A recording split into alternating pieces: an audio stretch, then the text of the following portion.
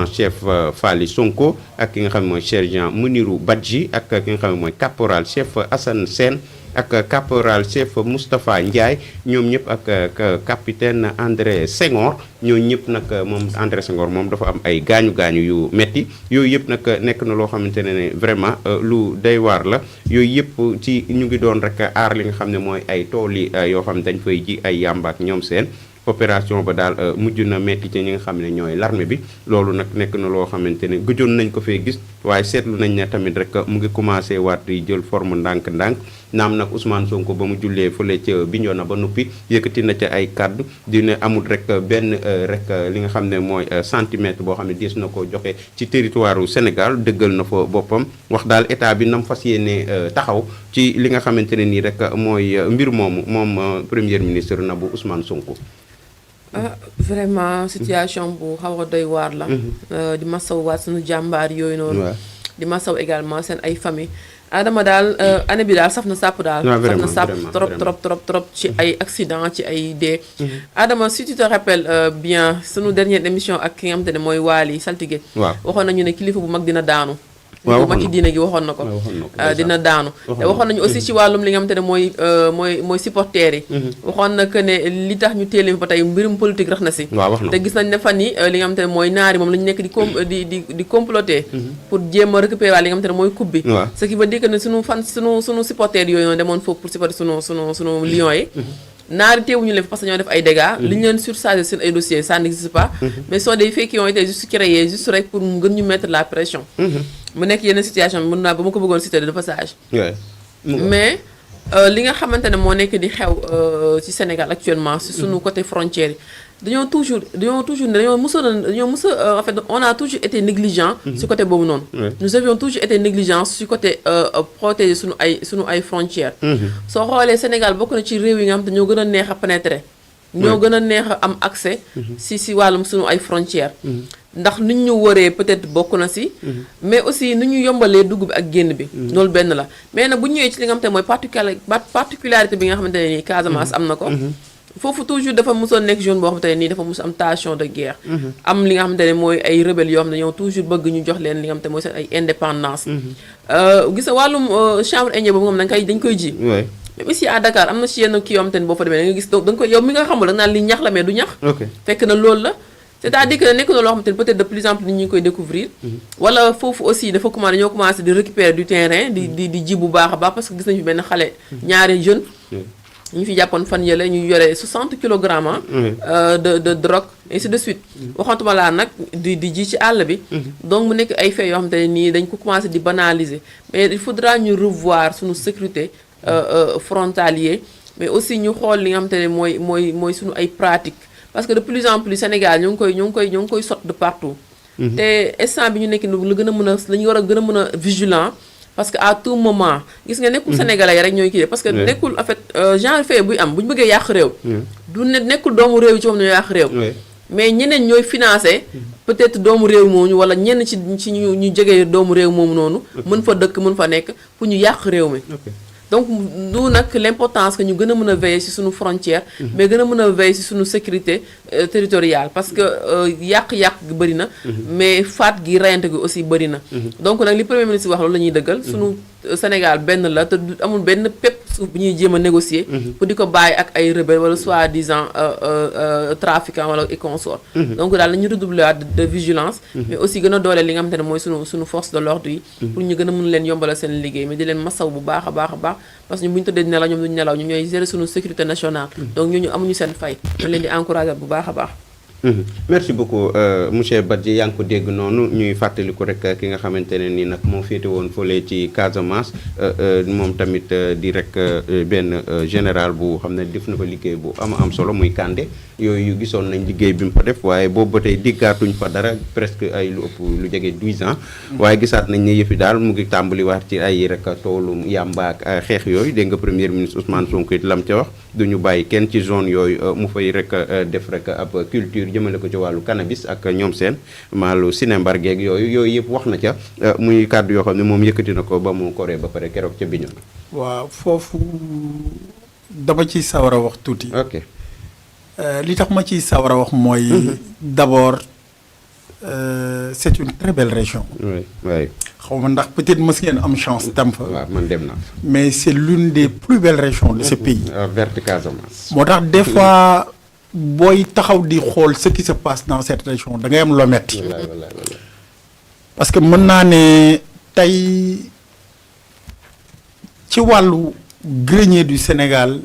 La Casamance est le grenier du Sénégal. Si on en arrive aujourd'hui di am ay problème sécessionniste yu fay am dafay metti. mais benn quelques précisions rek de taille laa ci bëgg a def. nañu dolli sant yàlla. nañu dolliwaat sant yàlla nañu dolliwaat sant yàlla. xam nga lu tax. waaw. Ce problème est né plus précisément en 82. De 82 à nos jours on a eu de lourdes pertes. oui. mais tey dañuy gis ne au début des années 2000. ba mën naa ne plus particulièrement vers 2023-2022. Le Sénégal a fait des prouesses exceptionnelles au plan militaire. Je m'explique. oui. C'est-à-dire tey da ngay gis ne ñun dafa amoon ay nit ñoo xam ne. ñoo basé woon dans certains contrées reculées. C'est-à-dire dans certains pays, des pays yu mel ne la Gambie, des pays yu mel ne la Guinée-Bissau. Mais le Sénégal s'est organisé avec des hommes hyper professionnels que je salue de passage. Machallah, on a de très grands monsieur au plan militaire. Loolu, je le dirai haut et fort. Nous avons de très grands monsieur. Quelles qu'en soient les unités de l'armée, on a des gens très professionnels. Des gens qui savent faire un travail exceptionnel. te tey loolu moo ñu may tey lii ñu am. C'est-à-dire da ngay gis ne le cas de la Gambie on a tout fait ba la base arrière bi ñu daan am vers Kanilai ak dëkkaan yooyu nga xam ne dañu nekkoon à la frontière gambienne. bi ñu fa jëlee Yaya Jammeh tey dañuy gis ne la zone est devenue stable. fipp yu daan daw di dugg foofu da ngay gis ne tey le Sénégal a le mérite am benn réseau de ramification benn task force bu am doole que ça soit la gendarmerie que ça soit l'armée sénégalaise que ça soit les forces spéciales ils sont très bien campés à la frontière gambienne. kon da ngay gis ne déjà repli yi fipp yi daan am daan dugg foofu amatuñu ko. tey boo demee au niveau de la Guinée-Bissau c'est le même cas. da ngay gis ne ay nit dañ daan créer un problème vers Mandina Mankagne vers Ziguinchor. daw dugg Guinée-Bissau. da ngay gis ne guddi ñu toll nii aussi tamit côté boobu tamit les Sénégalais l'ont quadrillé. au plan politique. da ngay gis ne gis nga moo tax chaque jour dama lay wax benn affaire man dama jàpp ne homme d'État wala chef de parti sénégalais boo xam ne sénégalais nga def nga loo xam ne loolu dama naan la defoo lu yoon. mais boo defee nga réussir ko dama naan la da nga ko réussir. gis nga foofu. Macky Sall l'a réussi. il faut ñu nangul ko ko. Pastef nag laa bokk. mais Macky Sall l'a réussi. parce que boo déggee li tax man la il l'a réussi. da ngay gis ne au plan politique. dafa fexe ba teg dans la région. ñun maanaam ceinture de feu bi ñu wër. mooy entre la Guinée-Bissau et la Gambie des gens qui nous sont très favorables. en particulier mooy Barrow. il est très favorable au Sénégal. diplomatiquement parlant géopolitiquement parlant il nous arrange. Mballo mi fa jógee. c'était quelqu'un aussi tamit koo xam ne il nous arrangeait parce que on avait un fort partage de renseignements. te ku xam guerre xam ne renseignement moo ko gérer. si tu n'as pas le renseignement qu'il faut. tu n'as pas les informations tactiques sur le terrain. kon da ngay gis ne tey côté boobu Macky Sall l'avait réussi. réussiroon na ba am benn symbiose. moom ak les chefs d'État de la région ñi nga xam ne ñooñu seq. parce que boo xoolee ñooñu à nos frontières ñooñu gën a jege. kon da ngay gis ne am nañ ci nag ay avancées yu sori léegi nag au-delà de tout ça lii. da ngay gis ne y a des attaques parfois sporadiques. yoo xam ne dafay am mooy cas bi nga cité léegi nii. ñuy am yaakaar ne actuellement la situation elle est sous contrôle.